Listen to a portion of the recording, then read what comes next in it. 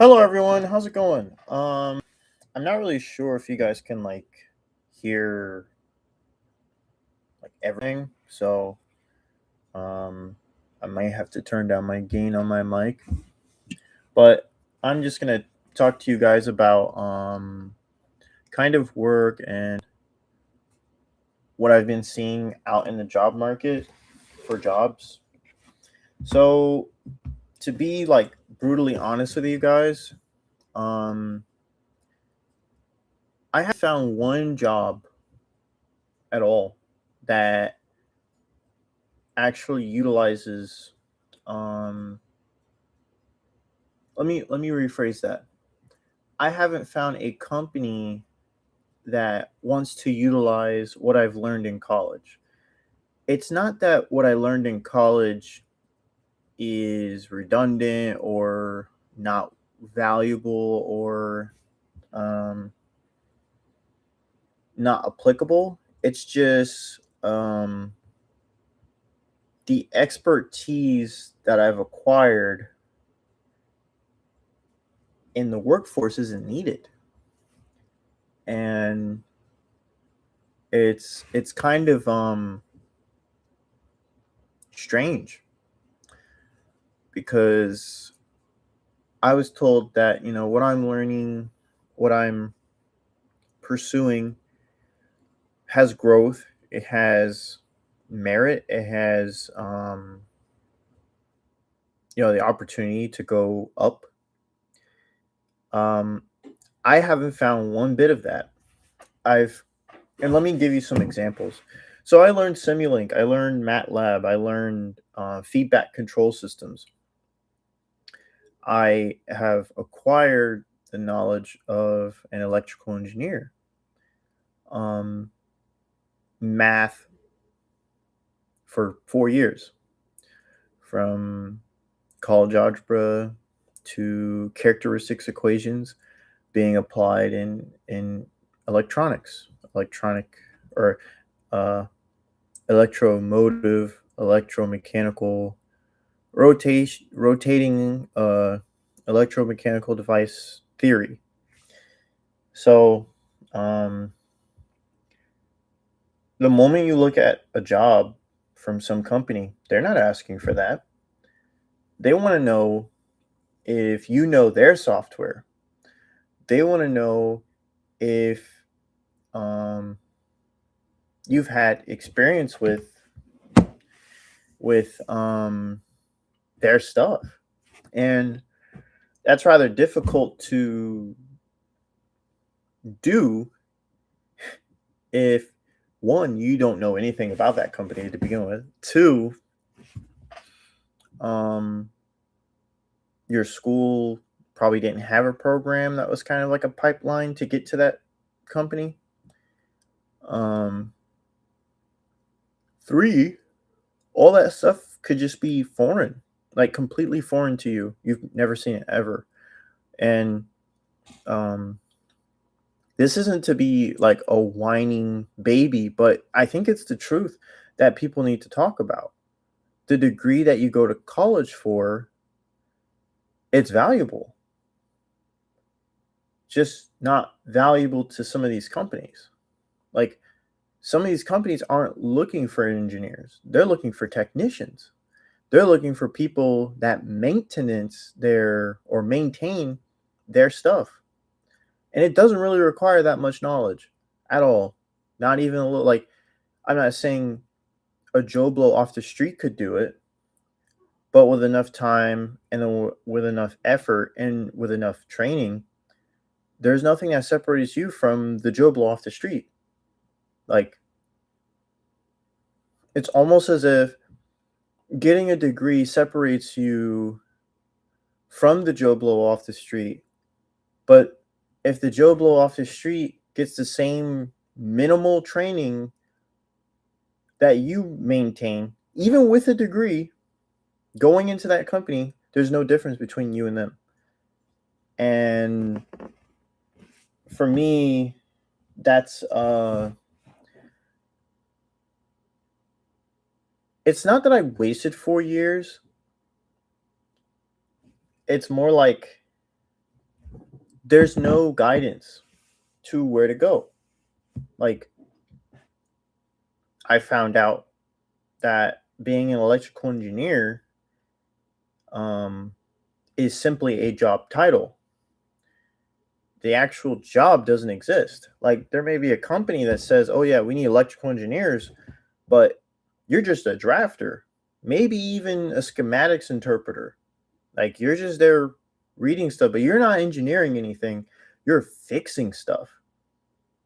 You're not even designing anything. And maybe if you do get to designing, you're already 8 years, maybe five years into the company. Somebody left, they appointed you, and maybe you have to design some systems, but you're not inventing anything. You're maintaining old systems, or you're retrofitting old systems to keep them up to code, keep them new, because some company doesn't want to spend more money. So you're going back to legacy stuff, transforming that stuff over to new stuff. So a lot of what I've learned is way above that. Way above that. Like, checking wires and making sure they have continuity. Like, that just makes me want to cry. And the reason why it makes me want to cry is because I didn't get hired to check wires. I didn't get hired to investigate why a 0 to 10 sensor is not working. And even if I do find difficulty in it, that doesn't mean I'm inept. What it means is I don't know. And these companies like to use that against you. They like to use what you don't know to hold you back. Like, oh, you don't know this? Well, we're going to keep you in this position because you don't know this.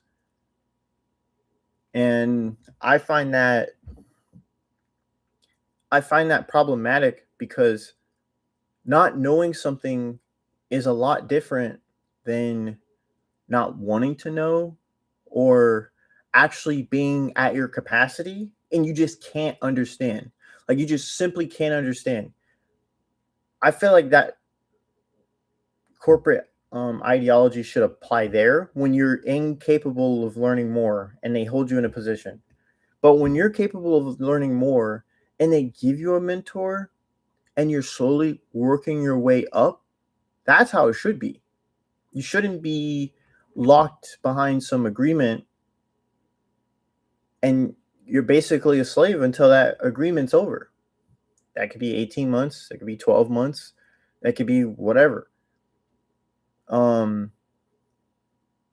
But back to the point of what I was trying to say, these companies are looking for different types of people. They're not looking for thinkers. They're not looking for researchers, developers. They're not looking for that. Can you maintain what we have already? That is what they're looking for. Can you do it effectively? Can you add, just a little bit to make it better? But they're not asking you to design or redesign, and if they are, good for you.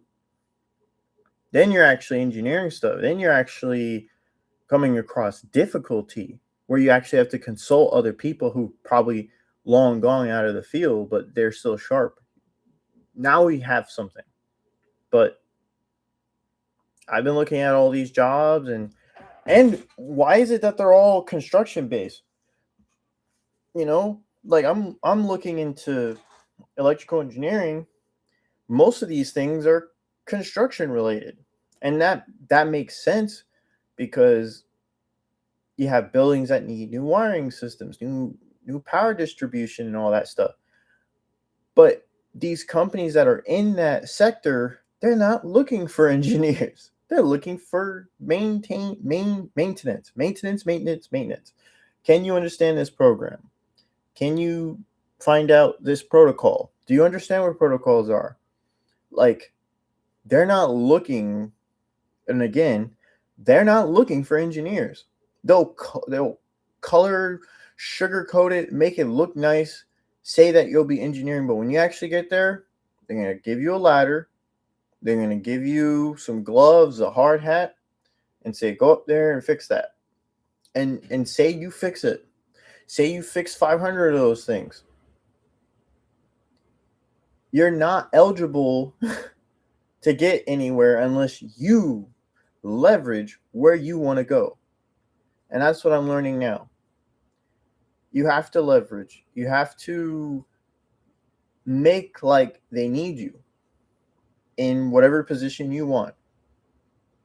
I'm not saying the whole company is going to fall apart because you're not there, but that's how you have to play the game. You have to find some way to make them feel that they need you and that there's no electrical engineering job. And if there is, they have their own definition of it. If you look at every single different company, it's something different. Like electrical engineer could be a computer scientist or computer science major. More computer science than actual, looking at schematics, power, electronics, and maybe RF. Like, it has probably absolutely nothing to do with that. But it probably has everything to do with software development. But the title is electrical engineer. And you're just like, huh? And then there's some that are completely different. You're troubleshooting stuff at a hands-on level, which is fine. But you're not designing anything. You're not looking at schematics and saying, oh, this isn't efficient, this isn't efficient, this isn't efficient. Let me make some revisions. Nope. And these are all entry-level jobs, which I understand as to why they want you to start at the bottom. But it's almost absurd that you spent 4 years to start at the absolute bottom. No mentorship. No one there to be like, hey, I see what you're capable of. All these bloated companies are so autonomous that they probably don't even know who you are. Like, if you don't know where you're going in the company and you're not following the company's game, you could hide in there. You could be the most incompetent person there and just hide. Just hide in there for years. No one's going to bat an eye. You're doing your job. You're doing your job.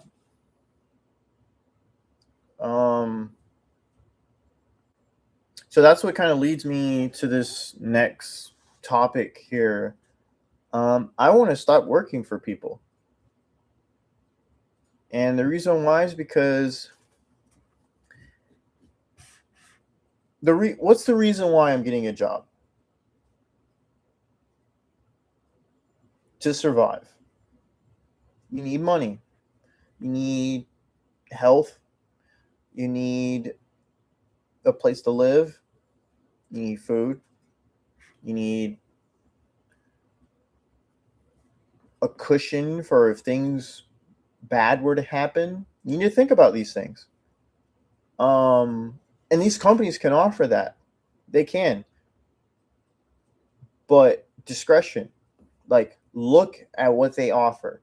Look at like what you have to do, what time you have to give up to get what, because people think, oh, I have to find a company that wants me. No. Everyone wants you. They just don't tell you that. Everyone's scraping the bottom of the barrel. They just don't tell you that. What you need to do is, what can this company offer me? You're young. Hopefully you're applying. So you have a capacity to understand things. They need people like that. That's all they need. They don't need anyone with massive brain power. They just need someone who can follow direction. They need someone that can understand what's being said and to do that, tenfold. The reason why I want to stop working for people is because it's like a forced interaction. Like, they're giving me all these benefits, but I'm forced to work with this guy who sucks. Or I'm forced to work with this lady who is an amazing person, you know, but I have to wake up at 6 a.m. and I have to leave at 4. Whole day gone. Work is a very difficult topic because we often just associate it with the word work. I'm at work, not I'm at prison, or I'm giving my way. I mean, I'm giving half of my day away prison. It's not that, it's work. And we all talk about work um very ambiguously. Like we like to associate it with money. We like to associate it with trust and a cushion and financial freedom. But is it really financial freedom if you don't have time to be at home? And I don't have a family, not yet, at least a median family, me, a wife, and kids. I don't have that. But what I'm saying is, you spend 4 years to go to college. You're looking for your degree in the workplace. You don't find it because it doesn't exist. So you look through all your classes, or you look through whatever other students, what other jobs they have, and they're either doing things that are not even with their degree, or they're working for themselves, or or they actually did land a job, a very good job that has something to do with their degree, either at a small company or a big company. So, and they probably hate their job, or maybe they love it, but there's no more vacancies. um,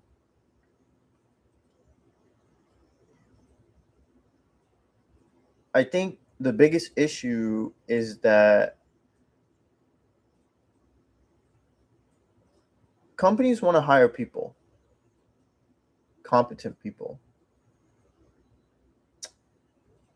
but there's walls and boundaries that they put up in their job descriptions. And sometimes these job descriptions are so inviting. You're like, "Oh yes, I can do that. I think I can do that. That is something I feel like I'm capable of doing." You know? Or, "Oh wow, 7 years experience? That's insane. This is a senior level position. I can't do that." Or, there's a whole bunch of lingo in the job description that has no relevance to whatever you possibly could have studied in school. Absolutely, completely out of whack with what you studied in school. Like, not even close. So what is it? You study their program? Not if it's proprietary, you can't.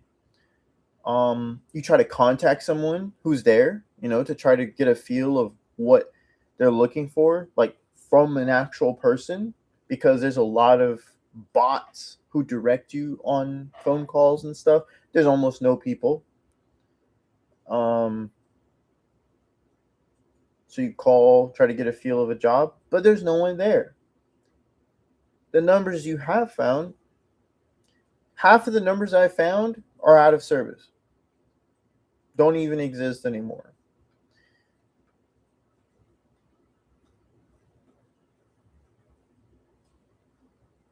That's why I want to work for myself. Making myself valuable, people will come looking. There's people who aren't doing anything. And this isn't people who aren't working. I'm talking about people who are working 40-hour jobs and they're not working. They're not doing anything at their job. They're not boosting ratings. They're not they're not working. They're just there. And these companies make so much money that they don't even realize that they have people that just aren't working. They're not doing anything. Um Working for myself starting a business will be a whole lot better on myself than trying to work for these companies. Because one, I'm not stressed out about me being compliant with whatever TTS they have, or uh, terms of service. My bad. Um,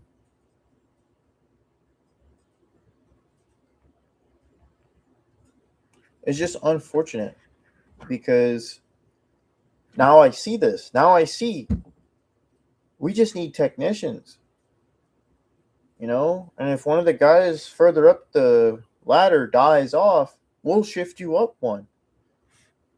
Like, and if not that, like, again, they're not looking for inventors. They're not looking for people who are trying to change things.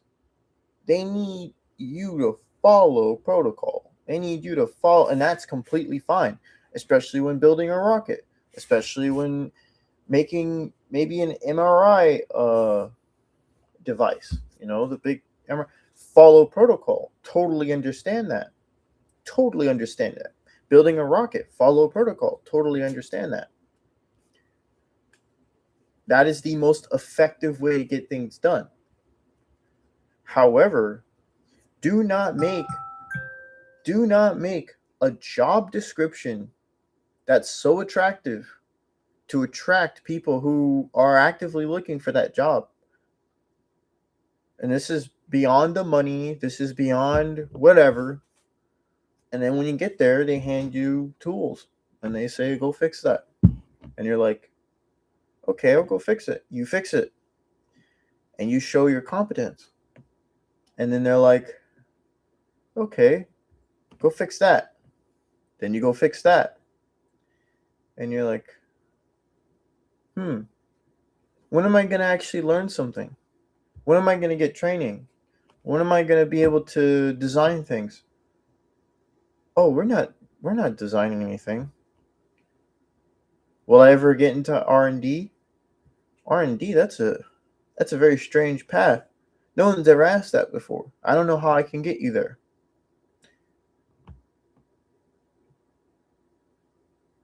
That's my dilemma right now. So, I could just, waste my life away at a company trying to advance up the corporate ladder, or I could do something else with my life. I could work for myself, provide people services that they would actually need, and I'm competent enough to deliver on those resources or services, and then they pay me directly. And then I only need what I need. I only get what I need. So it's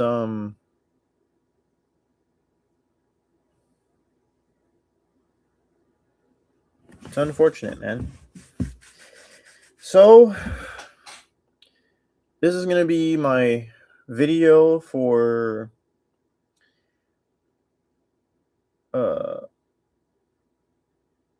starting.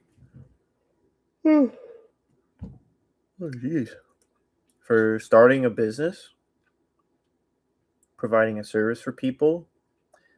And I want other people who have, very similar ideas of how they want to live their life. They're tired of working for the man and they want to work for themselves, and they want to design things and invent things. And I'm going to be navigating through that. And I want others to find out how to do that effectively.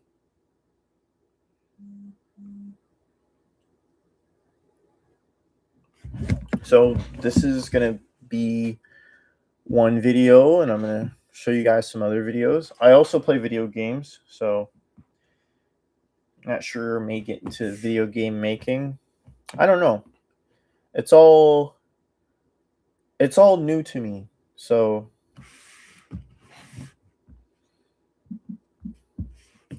I gotta start somewhere because I'm someone who creates things and I'm someone who loves to solve problems.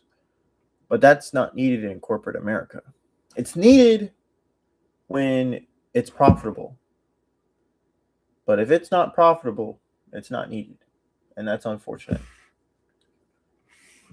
So, and if not that, I do find a company who can utilize my skills and I can benefit from me utilizing my skills, then that's great. There's a mutual agreement there that I can get behind. But other than that, I'm not going to be a slave to the benefits of a company. Yes. Alrighty. Thanks for watching, guys and women.